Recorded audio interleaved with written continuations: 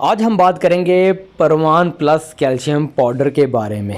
Calcium powder کے کیا کیا فائدے ہیں اور اس کے اندر کیا کیا چیزیں استعمال ہوئی ہیں، اور یہ بریڈر کبوتروں کو دینا چاہیے یا یہ اڑان والے کبوتر کو دینا چاہیے، کون سے کبوتر کو دینا چاہیے اور ہفتے میں کتنی دفعہ دینا چاہیے، اس کی کیا پرائز ہے اور یہ کہاں سے ملتا ہے اور اس کا وزن کتنا ہوتا ہے اور اس کو دینے کا طریقہ کیا ہے، سب کچھ آج ہم اس ویڈیو میں ڈسکس کریں گے۔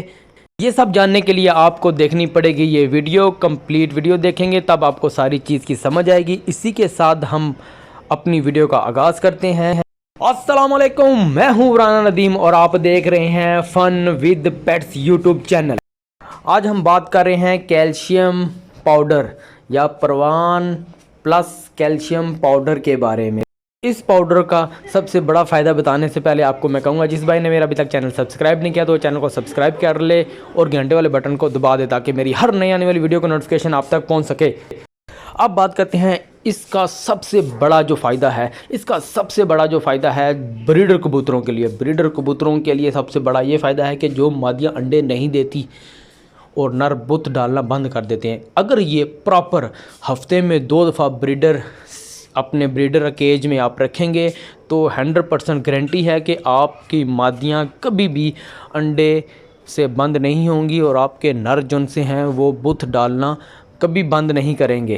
اب بات کرتے ہیں اس کو دینا کس طرح ہے، کبوتروں کے آگے رکھنا کس طرح ہے۔ اس کو کبوتروں کے آگے رکھنے کے 2 طریقے ہیں، یا آپ اس کو کبوتروں کے آگے اسی طرح ہفتے میں 2 دفعہ رکھ دیں، مطلب کسی برتن، مٹی کے برتن میں ڈالیں یا دانوں والی ٹرے میں ڈال کے آپ اس کو ہفتے میں 2 دفعہ بریڈنگ کیج میں لازمی رکھیں۔ ایک طریقہ تو یہ ہوگا، یا آپ نے کسی برتن میں یا دانوں والی ٹرے میں ڈال کے رکھ دیا، جیسے کہ میں ویڈیو پہ دکھا رہا ہوں کہ آپ نے سمپل دانوں والی ٹرے میں تھوڑا سا ڈال کے یہ رکھ دینا ہے تاکہ وہ کھائیں۔ اور دوسرا طریقہ اس کا یہ ہے کہ اگر آپ کے پرندے شروع میں نہیں کھاتے تو آپ نے جس ٹائم دانہ ڈالنا ہے تو دانے کے ساتھ 2 یا 3 چمچ آپ نے یہ پاؤڈر مکس کر کے اچھی طرح ان کو یکجان کر لینا ہے اور وہ کبوتروں کے آگے رکھ دینا ہے۔ اور یہ یاد رکھیے گا، وہ جس ٹائم آپ نے مکس کر کے کیلشیم پاؤڈر دانے کے ساتھ مکس کر کے رکھنا ہے تو کبوتر آپ کے بھوکے ہوں تو وہ جب وہ دانہ کھائیں گے، کیلشیم لگا پاؤڈر دانہ کھائیں گے تو وہ کیلشیم ان کے اندر چلا جائے گا، اس سے ان کو فائدہ ہوگا اور ان کو عادت پڑ جائے گی۔ اب بات کرتے ہیں کہ پروازی کبوتروں کو بھی یہ دینا چاہیے۔ جی بالکل، پروازی کبوتروں کو بھی یہ دینا چاہیے، لیکن بریڈر کبوتروں کو جیسے کہ ہفتے میں 2 دفعہ دیتے ہیں، لیکن پروازی کبوتروں کو آپ نے ہفتے میں 1 دفعہ دینا ہے۔ یہ اس کی پرائز بہت ہی مناسب ہے۔ لوگ کہتے ہیں کہ یہ کیلشیم آپ یوز کریں، یہ سیرپ یوز کریں، یہ ٹیبلٹ یوز کریں، جن کی پرائز بہت زیادہ ہوتی ہے۔ میں دعوے سے کہتا ہوں، اگر آپ یہ یوز کریں گے کیلشیم پاؤڈر، یہ کیلشیم پاؤڈر آپ یوز کریں گے تو کسی بھی آپ کو ایکسپینسیو سیرپ یا ٹیبلٹ کی ضرورت نہیں پڑے گی۔ صرف 150 روپے میں، صرف 150 روپے آپ لگائیں اور یہ 1 مہینہ، یہ پیکٹ 800 گرام کا ہوتا ہے اور یہ 1 مہینہ آپ کے پاس آرام سکون سے 100 کبوتروں کے لیے چل جاتا ہے۔ 1 مہینہ صرف 150 روپے میں۔ ویکسین کے بعد سب سے پاورفل اور سب سے طاقتور کبوتروں کے لیے یہ کیلشیم پاؤڈر ہے، اس کو آپ ضرور استعمال کریں۔ ویکسین کا اگر آپ کو طریقہ نہیں آتا تو میں آئی بٹن میں ویکسین کی ویڈیو کا لنک دے دوں گا یا ڈسکرپشن پہ بھی اس کا لنک دے دوں گا۔ تو جس بھائی نے ابھی تک میری ویکسین این ڈی لسوٹا والی ویڈیو نہیں دیکھی تو وہ لازمی دیکھیں، بہت ڈیٹیل میں نے اس پہ ویکسین کرنے کا طریقہ اور اس کو بنانے کا طریقہ بتایا ہوا ہے آپ بھائیوں کے لیے۔ اگر آپ وہ دیکھیں گے تو میں 100% کہتا ہوں کہ آپ اس کو لائک ضرور کریں گے۔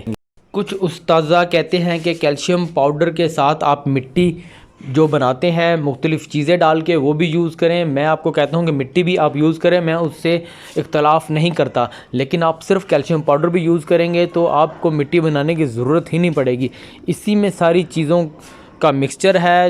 آپ کو میں شروع میں سٹارٹنگ میں بتایا تھا، وہ آپ کو پکچر بتائی تھی، جو فارمولہ اس میں استعمال ہوا ہے وہ ساری چیزیں اس میں ہیں اور یہ بہت زیادہ کارآمد ہے آپ کے کبوتروں کے لیے۔ آپ اس کو استعمال کریں گے، ریگولر استعمال کریں گے تو آپ کے کبوتروں میں نہ لکوا آئے گا، نہ جھولا آئے گا، نہ آپ کے کبوتر پوٹ بند کریں گے، نہ وہ پوٹ الٹائیں گے، نہ ہی وہ سردیوں میں ایک ساتھ گٹھے ہو کے بیٹھیں گے۔